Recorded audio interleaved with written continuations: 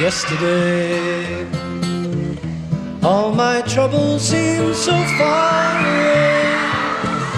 Now it looks as though they. 지금 들으신 노래는 세계 음악 역사상 가장 많이 녹음되고 사상 네 번째로 많은 수익을 올린 비틀즈의 폴 맥카트니가 꿈에서 들은 선율을 옮긴 예스터데이라는 곡입니다. J.K. 롤링이 런던으로 가는 열차에서 해리포터를 떠올리고 모차르트가 힘들이지 않고 곡을 썼다는 둥 예스터데이와 같은 위대한 창작물들은 창작을 하는 사람들에게 나타나는 번쩍이는 영감에 의해 만들어진다는 말이 있습니다. 하지만 이게 통째로 틀린 소리라면 예스터데이 노래가 꿈속에서 나온 선율을 그대로 쓴 것도 아니고 모차르트도 엄청난 노력파였다며 믿으시겠어요? 맥카트니가 꿈속의 선율을 하나의 완성된 노래로 다듬는 과정은 잘 알려지지 않았습니다. 사실 이 노래가 완성되기까지 20개월에 가까운 시간과 치열한 작업이 필요했습니다. 모차르트도 영화 아마데우스에서 4살 때부터 협주곡을 작곡했다고 했지만 사실은 11살이었습니다. 게다가 이건 순수 창작이 아니었고 다른 사람의 곡을 재해석한 것이었습니다. 천재를 둘러싼 날조된 이야기들은 사람들의 길을 꺾고 극소수의 천재들을 내쳐남으로써 나머지 사람들과 구분짓게 만듭니다. 앨런 가넷의 더 크리에이티브 커브 책을 통해서 이런 천재들의 창의적인 아이디어를 생각해내는 과정과 그 과정에서의 공통된 패턴을 분석하여 어떻게 창의적인 아이디어를 생각해낼 수 있는지 알려드리겠습니다. 사람은 모르는 것을 처음 만나면 자신에게 해를 끼칠 수 있다고 판단하기 때문에 모르는 것을 두려워합니다. 친숙해질수록 이런 회피 성향은 줄어드는데 집이 편안한 곳도 친숙한 장소이기 때문입니다. 그래서 사람들은 친숙한 것에 대해 긍정적인 생각을 하고 좋아하게 됩니다. 그럼 친숙하기만 하면 창작물이 성공할 수 있을까요? 친숙함과 전혀 반대의 의미인 색다름이 있습니다. 색다름은 도파민을 활성화시켜 대상에 대해 더 많은 관심을 가지게 만듭니다. 신형차, 새로운 모델의 핸드폰, 새로운 음식, 새로운 데이트 코스 등 우리는 친숙한 것만이 아닌 색다른 것을 추구하고 있습니다. 즉 인간은 색다른 것에 대한 자극을 받으면서 또 동시에 낯선 것을 두려워합니다. 이런 모순된 심리를 종용 곡선으로 관계를 나타낸 것이 크리에이티브 커브입니다. 그래프의 가로축은 친숙성, 세로축은 선호도입니다.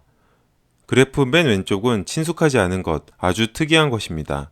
반대로 맨 오른쪽은 유행이 지났고 너무 식상한 것이죠. 5가지 영역 중 두 번째가 스윗스팟, 먹히는 부분이라고 되어 있습니다. 평소에 접하지 못해 본 것이기 때문에 친숙하지 않지만 또 너무 특이하지도 않기 때문에 사람들이 창의적이라고 느끼는 부분이죠. 세 번째는 클리셰 포인트입니다. 사람들이 이거 어디서 많이 본 건데? 라고 느끼면서도 가장 선호하는 부분입니다. 네 번째는 뒤늦은 유행 따르기입니다. 사람들이 또 이거야? 하면서 불쾌함을 느끼기 시작하는 부분이죠. 따라서 사람들에게 잘 팔리는 창의적 산물을 만들어내기 위해서는 두 번째 영역을 노려야 합니다. 그래야 시간이 흐를수록 친숙성이 올라가면서 뜰 수 있기 때문입니다. 천재 크리에이터들은 익숙한 것을 이해하고 청중이 분명 반응하리라고 예상되는 정도의 색다름을 활용했으며 그 다음 선호도가 급격히 떨어지는 진부점에 이르지 않도록 자신의 예술적 스타일을 바꿔가며 창작품에 대한 지속적인 흥미를 유도했습니다. 캠퍼스 네트워크 이야기를 들려드리겠습니다. 캠퍼스 네트워크는 페이스북이 등장하기 몇 주 전 콜롬비아 대학교에서 시작된 SNS입니다.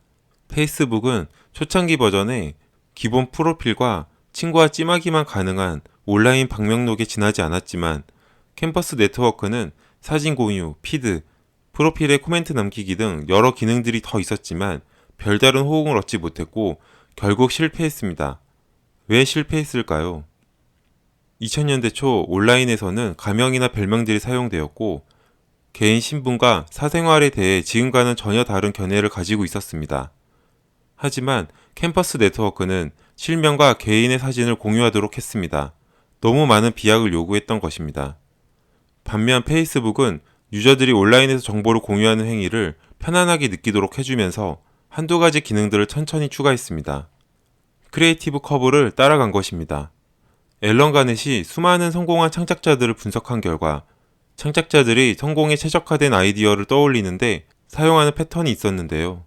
이 패턴은 심리학, 사회학, 신경과학 등 다양한 분야의 과학에서 입증된 것으로 저자는 이것을 4가지 법칙을 들어 설명합니다.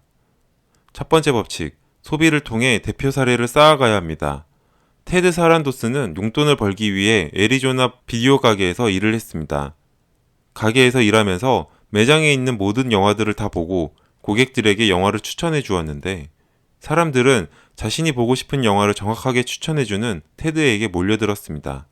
이후 테드는 우리가 잘 아는 넷플릭스의 컨텐츠 최고 책임자 CCO가 됐습니다. 테드는 어떻게 영화를 잘 추천할 수 있게 됐을까요? 사람의 두뇌는 패턴을 찾아냅니다. 이는 위험으로부터 자신을 보호하고 보상 기회를 찾아내는데 매우 중요합니다. 패턴 인식은 대표 사례, 즉 어떤 범죄의 독특한 사례에 대한 지식을 기반으로 어떤 것이 위험하고 어떤 것이 좋은지를 판단하게 됩니다. 축적된 대표 사례가 많을수록 과거의 귀중한 경험을 토대로 익숙하면서도 소중한 아이디어를 한눈에 알아볼 수 있게 됩니다. 그래서 엄청난 양의 영화를 섭렵한 테드는 이 영화와 유사하거나 이게 차용된 영화는 아닌지 빠르게 알아볼 수 있어서 제대로 된 추천 알고리즘을 완성할 수 있었던 것입니다. 마찬가지로 화가들은 수시로 전시회장에 가보고 작곡가는 끊임없이 음악을 들으며 백종원 아저씨도 다양한 음식을 맛보기 위해 여러 식당을 찾는 것입니다. 창의적 예술가들은 보통 일하는 시간의 약 20%를 이런 식으로 소비에 투자합니다. 이는 적당한 친숙한 아이디어를 식별하게 해주고 번쩍이는 순간을 만드는 것을 제공해줍니다. 소비는 앞으로 친숙하게 될 아이디어를 얻게 해주지만 크리에이티브는 적당한 양의 색다름도 필요하다고 했습니다. 그것도 적당히 색다른 것. 이것은 모방을 통해 가능합니다. 두 번째 법칙은 모방을 통해 필요한 패턴을 흡수하는 것입니다. 누군가는 남다른 성공을 이루기 위해서는 기존의 패턴부터 깨야 한다고 생각할지 모르겠습니다. 하지만 현실에서는 색다름을 보이기 위해서는 패턴을 따르는 수밖에 없습니다. 셰프는 요리할 때 비율을 맞춰서 요리하고 백종원 아저씨도 기존 레시피에 자신만의 그 어떤 것을 추가하는 것입니다. 창작은 대부분 친숙한 어떤 것을 각색하는 것입니다. 폴 맥카트니의 메스터데이 같은 팝송도 기존 코드 진행의 리믹스이거나 이미 있는 노래의 리믹스입니다. 벤저민 프랭클린 또한 글을 잘 쓰기 위해 잘 쓰여진 기사와 컬럼에서 문단의 요점을 찾아 얼개를 만들고 이와 똑같은 얼개를 사용해서 기사를 쓰면서 올바른 문장을 만드는 연습을 했습니다. 프랭클린도 모방과 훈련을 통해 기본적인 친숙성을 익히고 그 구조 위에 자신만의 색다름을 덧붙인 것입니다.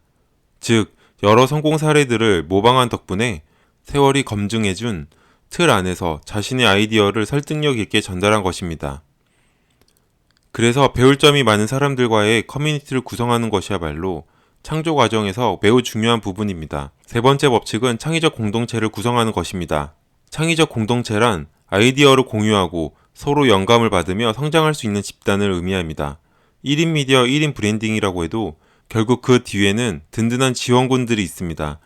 이미 성공을 이룬 멘토이든 아니면 성공을 향해 가는 리버스 멘토이든 열린 자세로 다양한 사람들과 어울리며 배울 것을 찾아야 합니다.